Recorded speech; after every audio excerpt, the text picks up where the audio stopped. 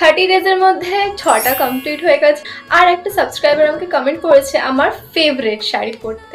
তো দেখো, আমার শাড়ি বলতে কোনোটাই ফেভারিট এমনটা কিছু না। আমার শাড়ি পরতে সবই ভালো লাগে, মানে আমার সব রকম শাড়ি পরতে ভালো লাগে। এই সব কিছুর মধ্যে ফেভারিট আমি কোনোটাই সিলেক্ট করতে পারবো না।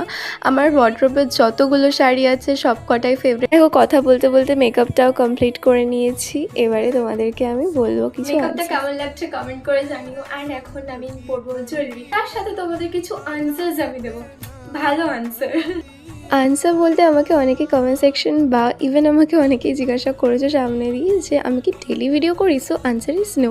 অ্যাকচুয়ালি আমার যে কটা ভিডিও দরকার আমি একদিনে 2 কি 3টে এরম পসিবল হলে করি। অ্যান্ড এগুলো এডিটিং, আপলোডিং সব কিছু নিয়ে অনেক টাইম লেগে যায়। সো আজকে যে ভিডিওটা দেখছো হয়তো অনেক আগে, যাই হোক আমি একদিনে অনেকগুলো ভিডিও করি, মানে 2-3টে, বাট ডেলি হয় না, একদমই সম্ভব না।